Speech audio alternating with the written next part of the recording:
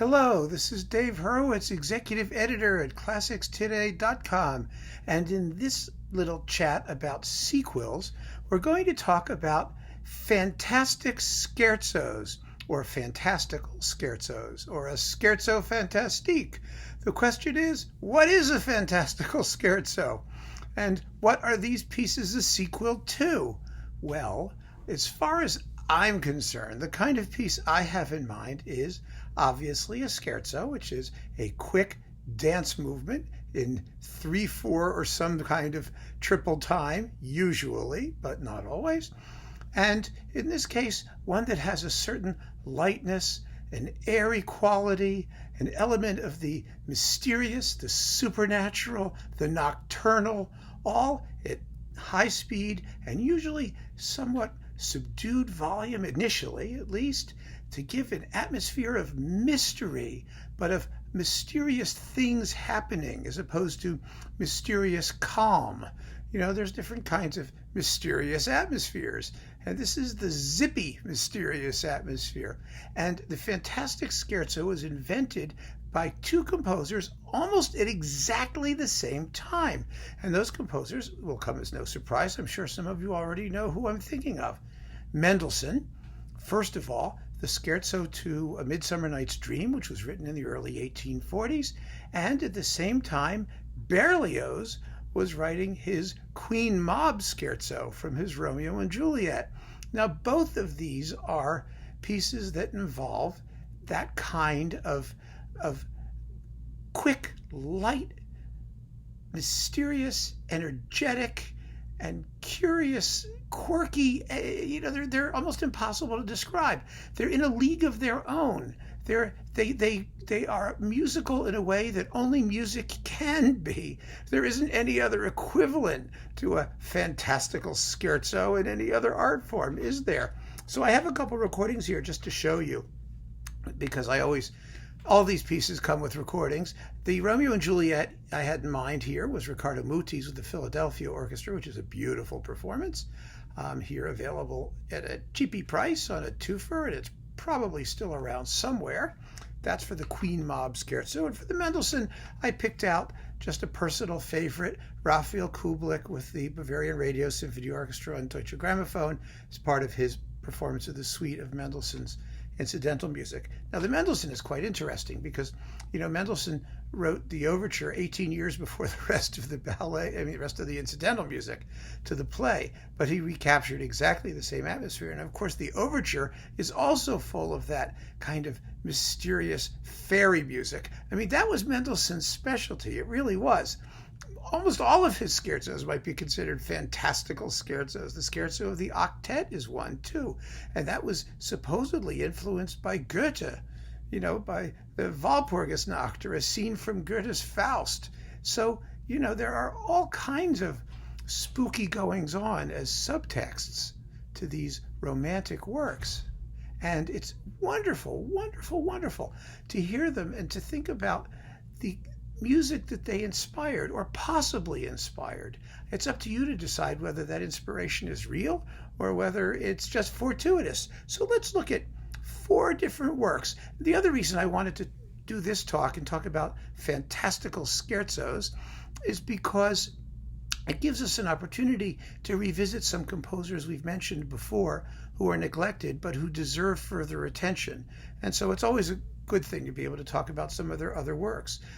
Just recently, we were talking about sequels to the Franck D minor symphony. We mentioned Luis de Freitas Branco, his first symphony, which reflected the more conservative trend in his music as he became a symphonist. But before then, as I mentioned, he wrote some quite radical pieces and some very inventive and forward-looking pieces as well.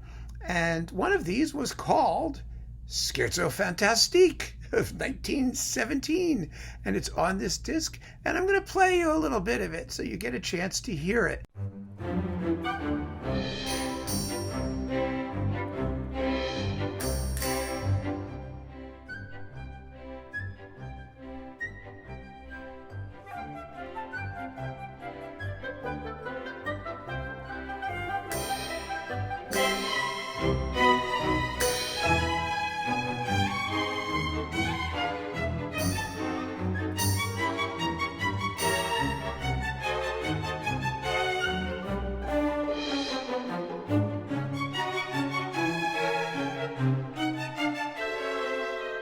It's quite wonderful. It's only about 5.5 minutes long in this performance, about 6 minutes, 5 minutes and 52 seconds, but it's delightful and it's worth hearing. So there's one Scherzo Fantastique sequel. The other, of course, is Stravinsky's Scherzo Fantastique, which doesn't really get played all that often. It's really quite a substantial piece. It's about 12 minutes long in this recording with Chailly and the Concertgebouw Orchestra of Amsterdam.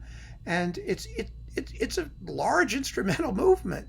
I mean, it deserves to be performed rather more frequently than it usually is, but it's an early work of Stravinsky's, and so it's often neglected. It makes a great concert opener. It's along with Fireworks and some of those other pieces that he wrote, around the time of the Firebird or just before, that were short and not as famous as he later got.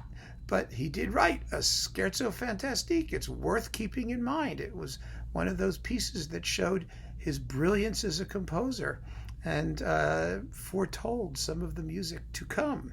Another wonderful Scherzo Fantastique, which actually it's a Scherzo Fantasque, is Ernest Bloch's. Does anyone pay attention to Ernest Bloch's? The problem is it's for piano and orchestra, and it's only about 10 minutes long.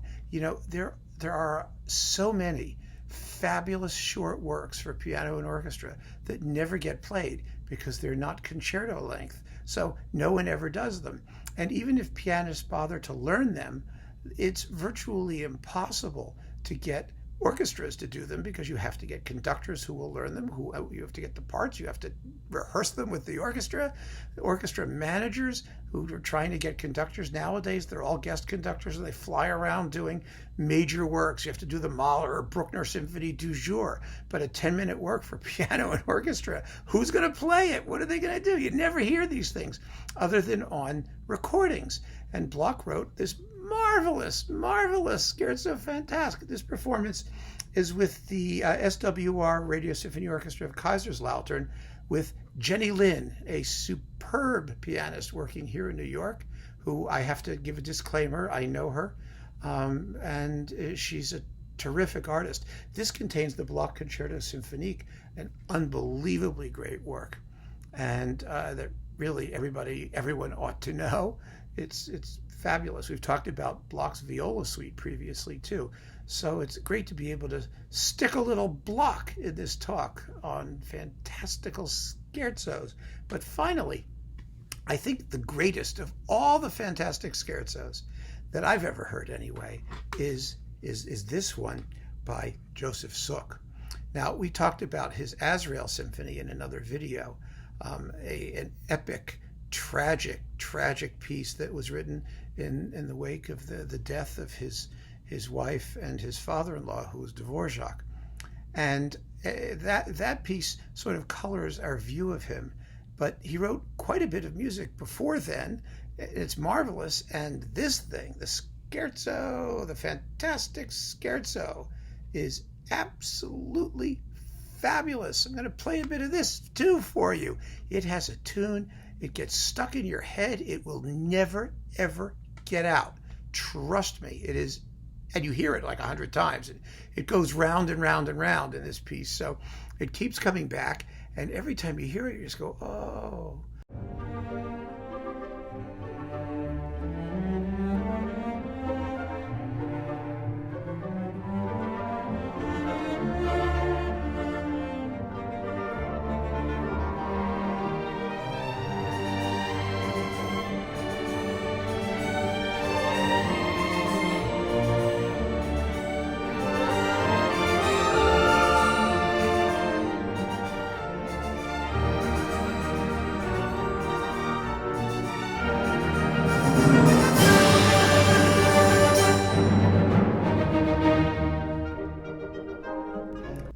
Really love it. So those are my nominations for Fantastical Scherzos, sequels to the Mendelssohn of A Midsummer Night's Dream and the Berlioz of the Queen Mab Scherzo from Romeo and Juliet.